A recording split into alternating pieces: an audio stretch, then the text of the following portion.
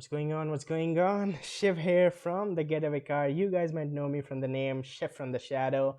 Well, not from the Shadow this time. Shadow Warriors is like no more my thing, and I recently uploaded a video as to why that is so. But Getaway Car, guys, that's a very nice clan. These guys have never been placed at less than 4th position clan war league history, and in the clan war log they haven't lost a single war. They have had 2 draws which was like 100%, so that was like at the top of their game. Like, you cannot get 16 stars in a 5-man war, so that's like literally the best you can do is a score 15. And this recent war that we had against FinTNT, well, there is something that happened in this particular war that didn't happen during my entire 4-year Clash of Clans career, and I would like to take your attention towards this war. So notice the enemy clan and notice the name of the person. So I'll just scout the base so that you can look at the name of the person really quick. The name of the person is Legend Ajaba, and he is a Town Hall 11. I'm going to actually show this particular attack to you, but look at this. Look at number 2. He's Legend Ajaba 10. Number 3 is Legend Ajaba again, and then we have Mythic Jabba, and then we have Legend Ajaba Town Hall 6 again. And now look at my clan, that is Getaway Car, and look at the number 4 guy we have. Well, he is Legend Ajaba, and this guy is the exact same guy. Notice the clan tag, oh sorry, the player tag, guys. No, look at the player tag, hashtag 9C9, and look at the player tag that this guy has from the enemy side. Well, he is in our clan. He's the same person. So why did he join our clan when we basically drew a war? Well, I'm going to tell you the answer to this question in this particular video, but do not go anywhere. We have a stellar Town Hall 11 and the Town Hall 10v10 attack in store for you. So first of all, let us start with oh no, let us actually scout the base first. Let us not show you the army composition. If you missed it, please don't replay the video and please don't see it. So look at this particular base, guys. So this is a 110k war weight base, and I'm going to show you how to attack this base with like baby level of heroes for Town Hall 11. So most of the videos that you see on YouTube, they have like 50 by 50 by 20 or maxed out heroes at their particular town halls. But are those videos really useful to you casual clashers who are watching YouTube just for a 3-star attack strategy? Well, it is not really like easy to queen walk a Town Hall 11 even with a level 40 queen, but once you get that queen to level 50, your queen charges, your queen walks, they just get really strong. And the defenses, guys, I mean, if you're talking, okay, it's a maxed out base, well, it doesn't really matter. Most of the casual players, they have maxed out defenses but not maxed out heroes. And if they are seeing videos which are 3-starring with maxed out heroes, well, those particular videos, the problem with those videos is that, okay, you cannot replicate that attack because you don't have those heroes. And if you have those heroes, why not just upgrade to Town Hall 12 real quick? So this particular base, what we are looking at is, look at the Eagle Artillery. It is kind of like offset towards this 9 o'clock. So we're talking about this Town Hall Wizard Tower, Barbarian King, and Eagle Artillery section right here. So ideally you would want to have a wall wrecker entry and then a ground kill squad, and you'd want the wall wrecker to break through these walls and go diagonally through these base from 9 to 3. However, that is not possible on this base design because of the town hall, the way it is placed. So you can like, if you send in the wall wrecker through these X-bows, basically through these infernos, then the wall wrecker will break through these walls since it targets the town hall. But now if you send the wall wrecker from this side, it will just open in the town hall. What do? You can try a diagonal entry, maybe an entry from this side or maybe an entry from like this side, but that would actually give you a very wide angle, and you don't want that. You don't want to deal with like 2 infernos at that wide angle. However, we do decide to zap the infernos, and I'll get to that in a moment why we do that. So basically we know that we have only like 3 angles of entry into this particular base, because if you are a Town Hall 11, guys, and if you have those low level heroes, so unless you have very beefy heroes, I would strongly recommend go get that Eagle Artillery first, because if you do not get that Eagle Artillery, it is actually going to just toast through your heroes, just make them like rotten like I don't know what that is. Anyway, that Eagle Artillery suggests that we either need to enter the base from like this side, so it is like the 9 to 12ish, or we can enter from between 6 to 9, so 7 or 8 o'clock, or we can enter diagonally. Now there's no reason why you would like to enter diagonally, because then you will have to establish a funnel here and you will have to establish a funnel here, because the thing is, if you can send in a wall breaker diagonally into this base, that's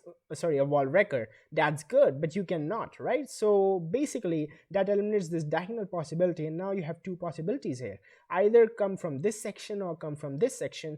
Well, you can decide to choose anyone, but I decided to choose this one because this one actually gives me access to both of these X bows really quick, and also I can actually place a jump spell very easily and get access through to like the entire base, because then my army would be like from this compartment my queen can actually target this back end inferno tower if it comes to that, or can actually kill this archer queen. So what do we do here? Now the problem is that if you are entering the base from like this bottom side, which ideally you should, because you are getting both of these ground X-bows. Like if you enter from this top side and these X-bows, they are placed such like so cleverly to the side that you might not actually get those X-bows in time, and that is actually going to wreck your witch's attack, because the X-bows, the firing speed is just so fast that like you just need to get those X-bows down. So the problem was that with this entry, that if we try to go into this base from this side, we are actually going to be dealing with both the inferno towers at the same time, and it's really very hard to place heal spells at like two different locations, because you need a heal over this area and you need a heal over this area, and also a freeze spell. So what we decide to do here actually is zap out the infernos. You are getting the infernos, you are getting the visit tower, and you can do some damage on this archer queen. Why not just straight away do that? Let us dive into the attack.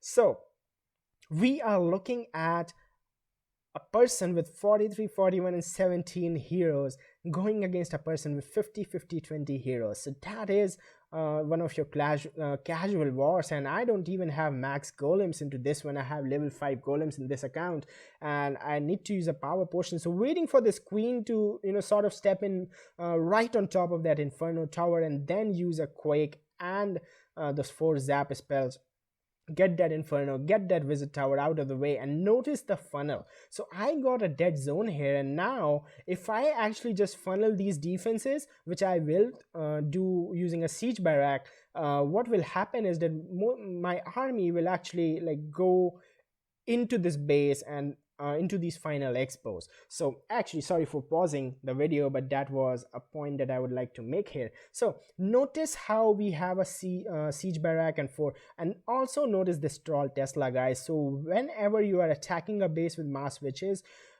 be sure that you drop your golems before your witches. So we have 1 golem to both sides, and then 4 witches behind the golems, and siege barrack on the top side, because the top side just basically has more defenses, and the hog riders that will come out of the siege barrack later on, they can actually side swipe through these defenses. So be sure you always drop the golem first and not the witches, else the witches might get taken out by the troll Tesla. So we are trying to get a wall breaker entry in here, and then we can actually jump in through these walls, and that would give us access to like the entire base. So look at this, guys, look at this. There's just so much going on. I have to zoom out here. Those heroes, the enemy king, the friendly king is going to step in, and he needs to shut that eagle down, because that eagle is getting some shots on my troops, and oh my, we need the warden's eternal tome here. But the warden's eternal tome, I'm holding it so that I can use it while I'm dealing with the CC here. So now that I'm dealing with the CC, look at the poison spell, and look at that witch standing just on top of that CC. That witch, I missed the witch with the poison, but the hog riders finally tripping off the tornado trap, and that is going to be pretty much the end of those hog riders. So the top side is all gone. Like the side we were talking about, like 9 to 12ish zone, it's all gone, because we had the siege barrack there. There were so many wizards, there was a P.E.K.K.A, there was a hog rider. That side is history, guys. But look at the bottom, that is where we have those 2 Teslas, and like the queen, the warden, all of those things there. So the warden is finally, looks like the queen and the warden both are really weak, and this attack is fading out here. And that happens when you have very low level heroes. That happens. Had you had level like 50 by 50 heroes, guys, these these these are beasts, like 50 by 50. They would have absolutely tore through this base. But look at the witches, they are spawning more skeletons endlessly, and we don't have the reason why this was a 3 star is because we don't have any splash damage left at this point. Had we had like a wizard tower or bomb tower at this point, man, we would have lost the war, because this attack came at the occasion when the score was like 12 to 15, and had this not been a triple, this one would have been like out of the gates for us. We could have just absolutely lost our entire green warlock, and that would like literally suck, to be honest. Anyway, going back to the war map, guys, here we are looking at the Town Hall 10, and I'm not going to bore you with another lecture onto this one, but notice what we have in this base. Now there are a lot of different options that you can do. You can decide to have like a I'm sorry, you can decide to have a queen, like a queen charge from this area, and the queen gets the town hall, and then you like charge into the CC and the heroes, and then you decide to have a hybrid coming in from like this 3 o'clock zone. Or there's one more thing that you can do here, and that is what we did exactly. So we are going to show you without any talks what we did exactly. So notice how both of these A defenses can be clipped with only one single earthquake, and that is what Sirius is going to do right here. One earthquake on top of these two A defenses to clip them, and then zaps to finally finish these A defenses. He could have been like a little bit more fancy here, got this got this archer tower. Had he did that, that would have been amazing, but he was actually going for the archer queen, so that's okay, like because you can get like even if you don't get the archer tower, that's cool, but you just gotta get this archer queen. So now the heroes are coming in 24 by 16. Are you kidding me? We are looking at an attack on a max town hall 10 with those heroes. Now notice how he decides to drop a balloon onto this wizard tower, because this wizard tower at town hall 10, it can actually get damaged to like literally like 10 or 20 hit points, but it will not get destroyed. And a wizard tower at 20 hit points is just as strong as a wizard tower with like full hit points if it doesn't get destroyed. So he drops a balloon onto that wizard tower. That balloon, the crash damage does kill that wizard tower, gets him a funnel actually for his dragons due to this dead zone. And the heroes are doing work here, getting that third air defense down, and sorry, that the fourth air defense down. All air defenses are down at this point, and the dragons have free skies. I mean, what do the dragons need to do here on this particular base? So notice how the slammer and a couple of dragons do come in from this particular area, so that the main dragons, they get a very nice funnel. So you gotta keep those main dragons inside, and for this you need these trash storages, and this town hall and stuff need to go down. So it was actually good that the king did decide to walk towards the town hall, and look at the healthy slammer now tanking for the dragons, and we have like 110 dragons available onto this base here, you guys. I mean, I think literally all the dragons she brought onto this attack are still alive. And notice how that barbarian spawn from the king actually pull out the hound and the loon outside, and the sea drag getting massive chains, massive value with his chain right there. That is just GG for Sirius at this point. This base is crushed, absolutely crushed, and that is how you do it at Town Hall 10. That is how you do it. And this one, it's going to wrap up this video for me. I am also going to show you how my base was 3-starred. I actually copied it from YouTube, and it was 3-starred by Legend Ajaba. So let's show you his attack and how he 3-starred us. Alright, this base, an isolated eagle artillery here. Now this base was really good, but it doesn't work against Legend Ajaba. This guy is from a clan named Burning Chicken that takes part in the minor league clan wars, and like people who are playing in league wars, when they come to normal wars, those wars are so easy. So he decides to zap one Inferno, and I don't know what else he got there. He may be a sweeper. Like the sweeper didn't really matter for this attack, but he is coming in diagonally, so he decides to come in diagonally, and he doesn't use a wall wrecker here. I would use a wall wrecker on this particular entry, but we are watching a legend, a master at his art, and charges in directly at the multi inferno and does use a freeze there. I did think the freeze was going to come there. Look at the clever jump spell placement. So he wants the heroes and the witches and the golems to dive into the center of the base. He well, look at the funnel he has got. Look at the second layer of funnel. So all these defenses inside these walls are gone, and the hog riders coming out of the siege barracks going to actually kill more defenses. Now, unfortunately, they do step into a bomb tower, and that is going to weaken them up. So, however, since this wizard tower was killed by those side wizards, it was not able to like kill those hog riders completely, but that wizard tower bomb tower combination is absolutely key here, especially when people are using siege barracks. But this attack is just so powerful, and notice doesn't even get close. So now he's pulling the CC out. We have a baby dragon and witches and all sorts of stuff coming out. We have a tornado trap spinning those golemites, but this one is going to be an overkill, and this is what happens in these particular attacks. When these attacks, you do the same attack with 50 by 50 by 20 heroes, and this is the outcome. It is an overkill, literally. Good game to Legend Ajaba,